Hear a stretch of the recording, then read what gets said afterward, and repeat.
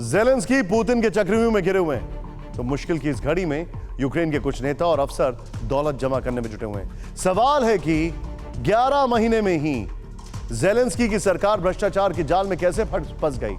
क्या वॉर में भ्रष्टाचार करने वालों को सिर्फ इस्तीफे की सजा मिलेगी? क्या अपनी सरकार में इतने बड़े भ्रष्टाचारियों से प्रेसिडेंट ज़ेलेंस्की अनजान थे? एक तरफ यूक्रेन की सेना रूस से जंग लड़ रही है, तो दूसरी तरफ यूक्रेन की सरकार के अफसर मंत्री नोट छाप रहे। युद्ध लड़ रही सरकार में भीषण भ्रष्टाचार की खबरें सामने आई हैं। अब इस्तीफे पर इस्तीफे हो रहे हैं। जांच का दायरा मंत्रियों तक पहुंच चुका है। खबर यह भी है कि ज़ेलेंस्की अपने भ्रष्ट रक्षा मंत्री रेज़निकोव को भी हटा सकते हैं। उनका उत्तराधिकारी कौन होगा, यह भी बताया जा रहा है।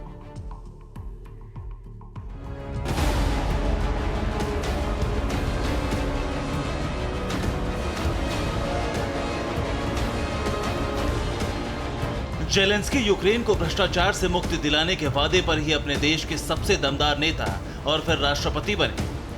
लेकिन जंग के 11 महीने में खुद ज़ेलेंस्की के अफसरों और मंत्रियों ने ऐसा खेल किया कि पूरी सरकार पर ही भ्रष्टाचार के काले बुत गए। अब यूक्रेन में भ्रष्टाचार के कई मामलों का खुलासा हो चुका है। कई अफसर ठिकाने लग गए हैं और रक्षा मंत्री की भी छुट्टी होने वाली है। यूक्रेन में इस वक्त ओलेक्सी रेज़निकोव रक्षा मंत्री हैं, लेकिन भ्रष्टाचार के आरोप लगने के बाद ज़ेलेंस्की की पार्टी ने इन्हें पद से हटाने का फैसला कर लिया है। ओलेक्सी की जगह देश की सैन्य जासूसी एजेंसी के प्रमुख किरिलो बुडानोव ले सकते हैं। किरिलो की उम्र सिर्फ 37 साल है।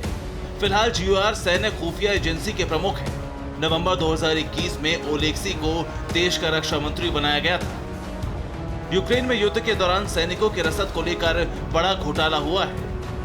सेना से जुड़े किसी भी तरह के कॉन्ट्रैक्ट पर रक्षा मंत्री ही साइन करते हैं, इसीलिए रक्षा मंत्री को हटाया जा रहा है। हालांकि इस बारे में सांसद डेविड अरकामिया का दावा है कि रेज़निकोव को कोई दूसरा मंत्रालय दिया जाएगा। उनकी जगह बुडानोव रक्षा मंत्री बनेंगे।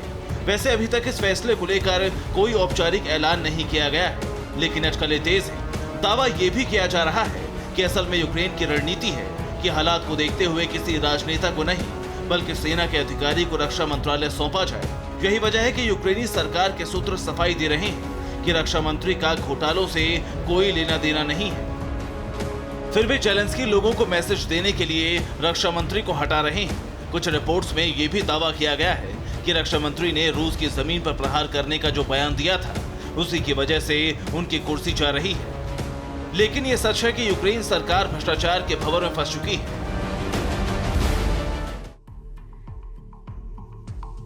ऐसा पहली बार नहीं हुआ है कि युद्ध के दौरान ज़ेलेंस्की की सरकार पर भ्रष्टाचार के आरोप लगे हैं, बल्कि ये तो यूक्रेन का इतिहास रहा है। ज़ेलेंस्की से पहले वाले राष्ट्रपति तो इसीलिए हटाए गए थे और फिर वो भाग गए थे। भ्रष्टाचार के आगे बेबस ज़ेलेंस्की। यूक्रेन के डिप्टी डिफेंस मिनिस्टर शापोवोलोव भ्रष्टाचार के आरोप में हटाए गए। शापोवोलोव ने खाने के सामान का कॉन्ट्रैक्ट 2000 करोड़ के रुपए में साइन किया। सेना की रसद के सामानों को 3 गुना दाम देकर खरीदा गया। अंडे और ब्रेड तक खरीदने में भारी घोटाला किया गया। भ्रष्टाचार की वजह से यूक्रेन के डेप्टी इंफ्रास्ट्रक्चर मिनिस्टर लोजेंस्की ने इस्तीफा दे दिया। वो $4 लाख रिश्वत लेते हुए पकड़े गए, गिरफ्तार हुए।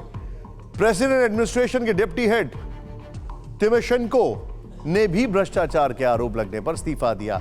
डिप्टी प्रोसिक्यूटर जनरल ओलेक्सी सिमोनेंको ने भी इस्तीफा ले लिया गया है उनसे। इसके अलावा भ्रष्टाचार के आरोप में अब तक 18 अधिकारियों को बर्खास्त किया गया है।